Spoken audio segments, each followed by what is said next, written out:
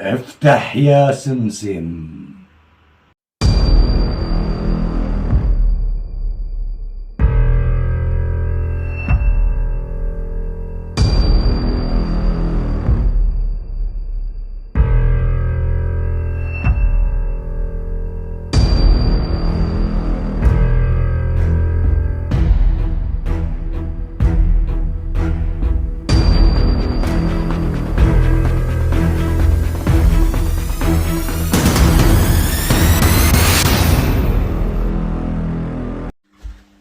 مرحبا يا غوالي، رجعت لكم اليوم فيديو جديد وكل عام وانتم بألف خير بمناسبة حلول عيد الفطر السعيد.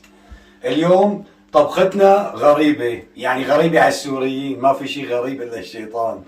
طبعا اليوم طبختنا من المغرب العربي، الكسكس المغربي.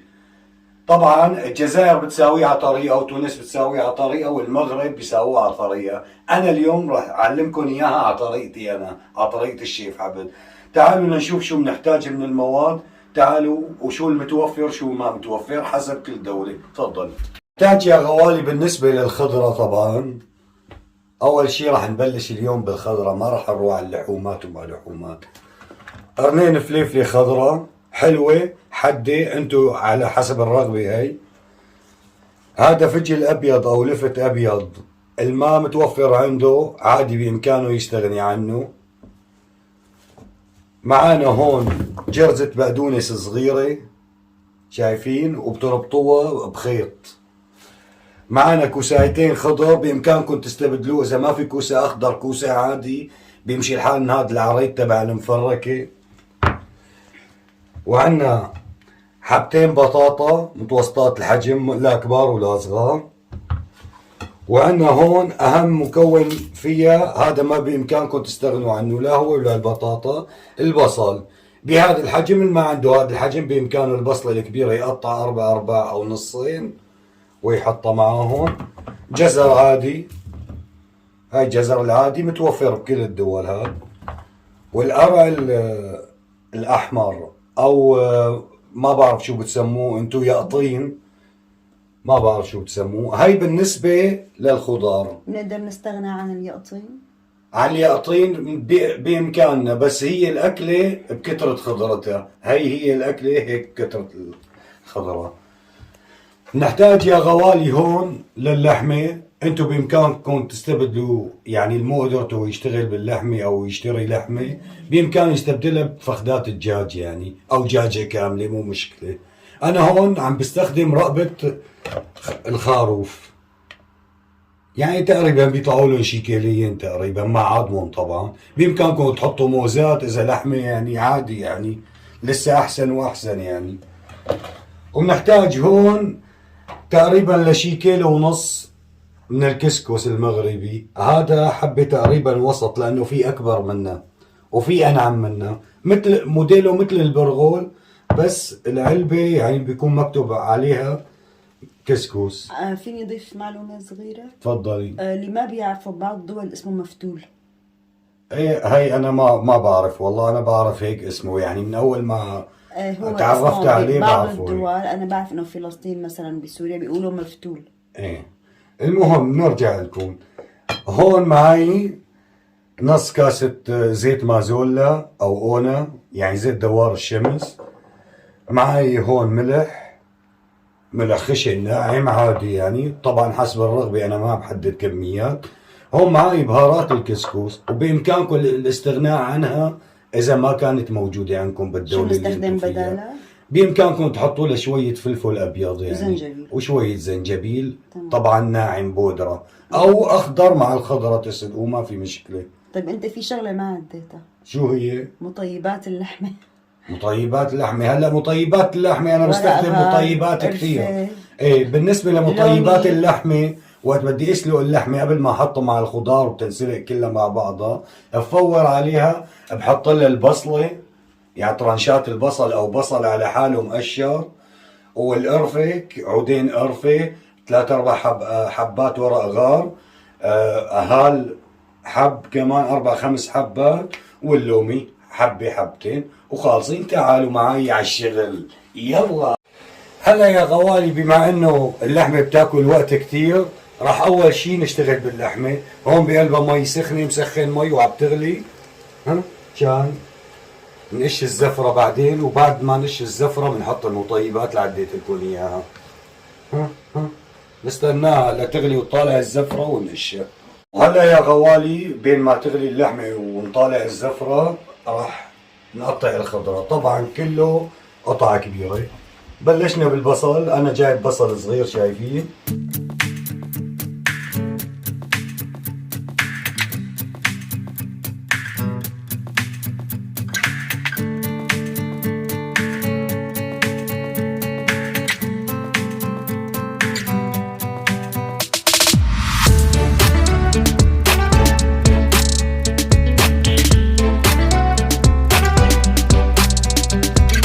هيك يا غوالي خلصت تقطيع الخضرة. شايفين ما شاء الله تبارك الله على الألوان. هدول كلهم مقطعات. شايفين يا غوالي بهالشكل هذا تقطيعهم. غير هيك بيفرطوا كلياتهم. الفليفلة على حالها ما بنساوي لها شيء، وجرزة البقدونس على حالها. هلا بالنسبة للياطين الوضع غير شكل. يعني راح هلا نقطعه ونشوف مع بعض كيف بدنا نقطع الياطينه. ها وهلا يا غوالي بالنسبه للياطينه راح نقطعها. وانا هون مجهز بقلب طنجره بقلب طاسه مي سخنه عم تغلي غلي، لانه نحن بدنا نخفف من حلاوه الياطين. هن ما هيك بيعملوا، بس هي طريقتي انا. بسم الله. طبعا هي القشره قديش قاسيه هلا بعد ما بتنطبخ بتتاكل قشره القرع او شو كان اسمه؟ ياقطين. الياقطين.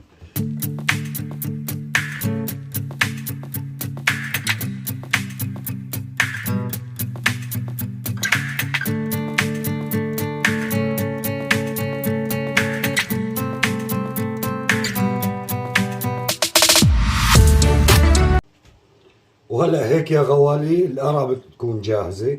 تعالوا نشيل زفرة اللحمة مع بعض.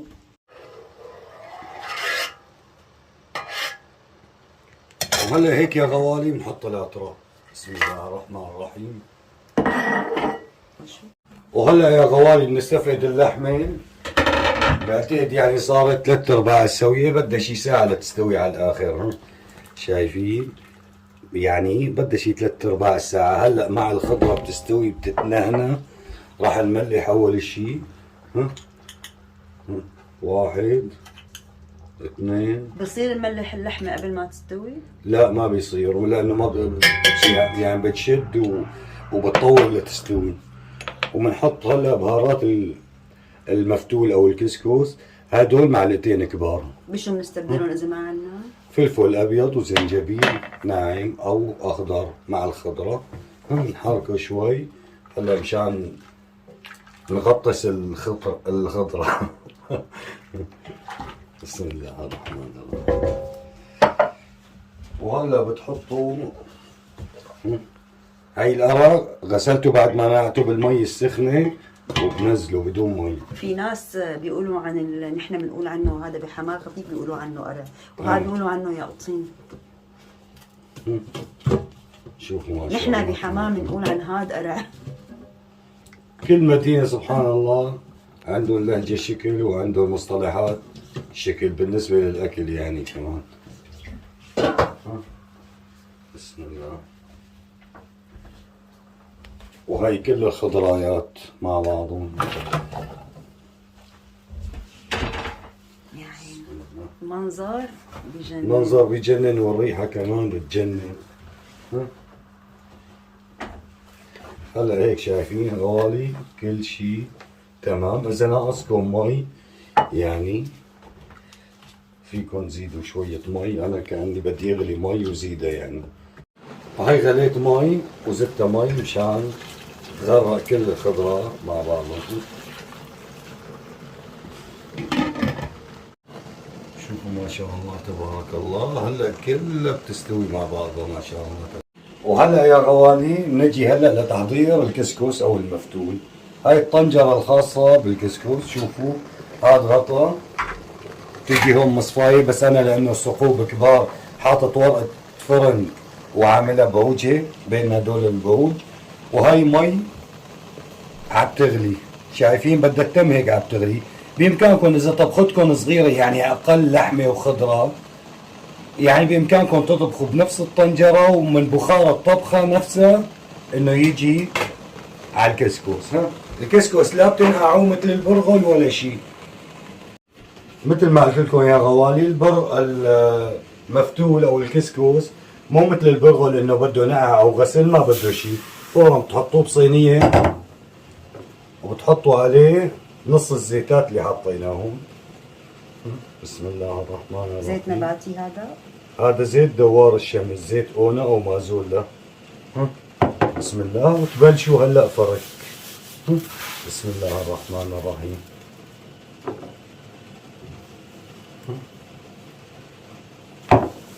منيح هيك هلا. بسم الله الرحمن الرحيم حتى يصير مثل الرمل. لكل الحبات تنبل بالزيت. هاي يعني الخطوة ضرورية كثير. وبعدين بقى هلا بتشوفوا معنا كيف بدنا نحطه بالمصفاية من فوق مشان يستوي على البخار. انتو اهم شغلة يعني كل خطوة اشتغلوها معاي خطوتها. بسم الله ما شاء الله تبارك الله ولا قوة الا بالله. انا هلا هيك يا غوالي خلصت فرك اول دور، راح اشلح كف وخلي كف مشان ننزلونها. بسم الله الرحمن الرحيم. تعالوا معنا بنشيل الغطاء. تعالوا ايوه. هلا هيك بين المصفاية. بسم الله الرحمن الرحيم.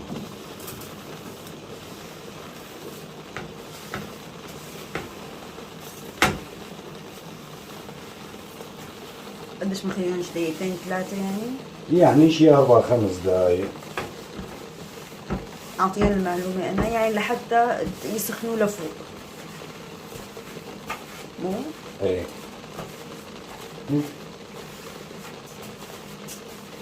حطيناهم هلا نفردهم.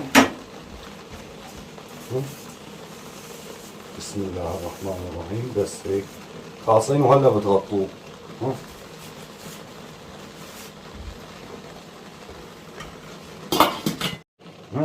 لمسناه سخن نار ما شاء الله تبارك الله. الله يجيرنا من نار جهنم.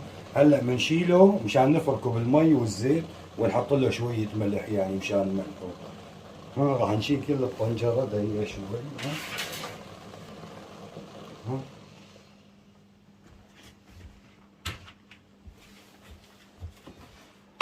شلناه وحطيناه.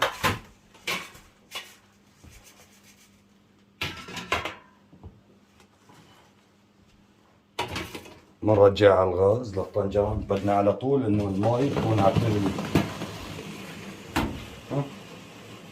بس خفيف مشان ما تحرقوا ايديكم. بنحط له شوية ملح. طبعا ما بنكتر ملح ما لأنه راح في ملح نكتر. بالمرقة اللي بدنا نسقي فيها. مثل ما قالت لكم مرتي ما راح اعيش. بنحط كمالة الزيتات اللي بقوا عنا.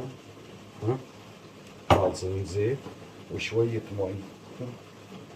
لا بس كفو مشان ما تقولوا لي قلدتوا لهذا اللي عم يطلع على التيك توك ايديه ما نضاف وعم بيشتغل بالطبخ. تودوها ساخن مثل النار. بس بدكم ديروا بالكم على ايديكم. الله يجيرنا من النار جهنم.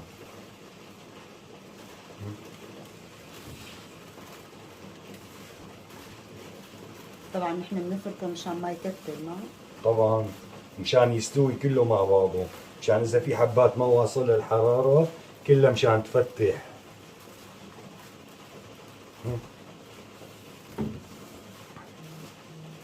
شايفين؟ بس تحرقوا ايدي والله.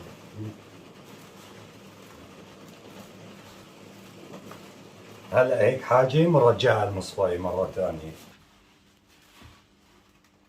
بسم الله. وهلا يا غوالي رجعته انا على النار مرة ثانية وما راح غطيه. هالمرة ما بتغطوه لنستناه ليسخن من فوق ونرجعه ونفركه. بده فرك كم مرة؟ 3 مرات. تمام. وهلا يا غوالي كمان للمرة الثانية راح نفركه، بهالمرة بس بالمي زيت خالصين. بسم الله الرحمن الرحيم. بسم الله الكريم. عادي لو ضل هون شوي مو مشكلة. تحطوا شوي هون. تقعدوا تفركوا.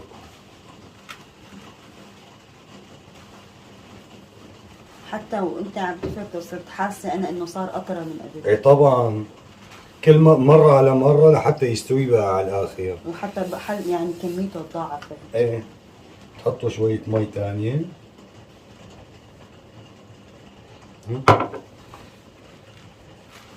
تردوا تفركوها.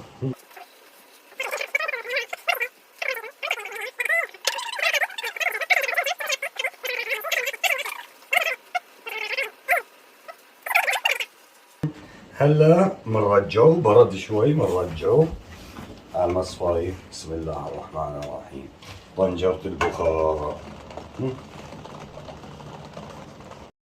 وهلا يا غوالي بعد ما حطيته بالمصفاية، كونه انه اخر دور، خليت الغاز واطي مشان ما يطلع البخار بشكل قوي، مشان تفتح الحبة يعني. وبعدين بنحطه على الصينية وبنفركه لاخر مرة، ومرة بنرجعه على المصفاية، بس حاطين الغاز على الهادي مشان البخار يطلع وتفتح الحبة. وهلا يا غوالي بنلمسه سخنه كله، الوجه كله معناته كله ساخن يعني. ها مرات بنشيله المرة الثالثة. بسم الله الرحمن الرحيم.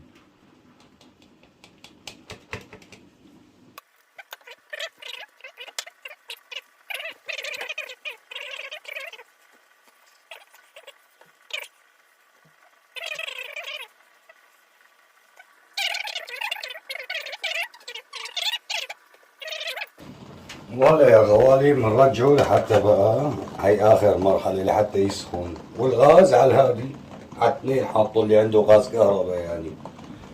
شايفين يا غوالي نحن لهيك هدينا عليها النار مشان نعمل لها هالتحريكة وتفتح الحبة مزبوط، مشان تستوي هيك 100% معاكم، مو حبة قاسية حبة طرية يعني. هيك اموركم كلها بالسعيد، مو بالسليم، بالسعيد. يعني بنخليها تقريبا شي 20 دقيقة او ربع ساعة، وكل شوي يعني كل 5 دقائق بنحركها التحريكة. شوفوا يا غوالي صار جاهز يعني على كيفكم. انا طبعا عملت له تحريكتين 3 وهلا صار جاهز. شوفوا الحبة كيف صارت، صار مثل البرغل، بس هذا يعني كل شي طعمه يعني بتكيف. وهذا خفيف كتير يعني، بتاكلوا ما بتشبعوا وبتدعوا لي. يلا وهلا اللحمه كمان هي والخضار صاروا جاهزات. شايفين كيف الخضره ما احلى منظرها، كلياتها غابه من مية اللحمه. هلا راح صب لكم وارجع لكم انا وفرجيكم المنظر.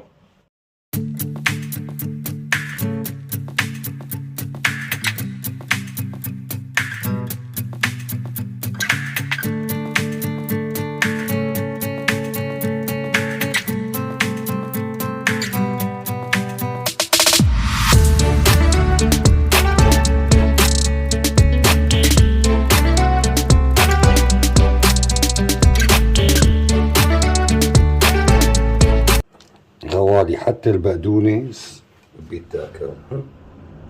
شايفين هذا البقدونس انا باكله، في عالم ما بتاكله وانا باكله. باكل كل شيء فيها بس اللحمه ما باكلها. افتح يا سمسم. وهلا هيك يا غوالي الكسكس او المفتول يعني صار جاهز على الهبش على الاكل. شوفوا ما شاء الله تبارك الله. شوفوا يا غوالي، شوفوا حبيبي يا ناس، شوفوا يعني أكلة تؤكل على كيفكم. الأكلة كتير طيبة الأكلة. هلا راح ندوقها مشان نشوفها كتير طيبة. أنا لاني آكلها يعني معقول يعني آكل شيء. وهي هون مرقة اللحمة مع بواقي اللحمة والشو اسمه والقرع والخضريات كلياتهم هون. البصل راح مع السلامة. كنت بدي خلي كم بصلة انه احطهم مع الزينة، بس للأسف كله داب يعني. الريحة بتشهي، المنظر بشهي، والاكل بشهي. وراح نحن ندوق. تحب انا سقي شوي، هي اصول الاكل بالايد، بس انا مشانكم راح اكل المعلقة. بسم الله الرحمن الرحيم.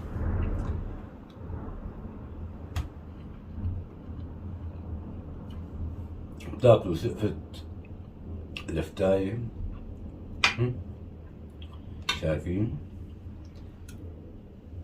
بتاكلوا سقفة قرعاية، شوفوا شايفين مع القشر. بتاكلوا نتوفة بقدونس، وبتشرقوا شوية مرقة، معلش يعني معلش. شي فاخر من الآخر. غوالي، لهون تكون حلقتنا انتهت، والكسكس أو المفتول المغربي صار جاهز. بس على الأكل لا تنسونا من تعليقاتكم. المشترك جديد واللي بده يشترك يعلق زر الجرس تحت، يضغط عليه قصدي، ويعلق تعليق حلو. لا تنسونا من اللايكات، وبدنا همتكم يا غوالي، وبالاتحاد قوة. يلا سلامة، باي باي.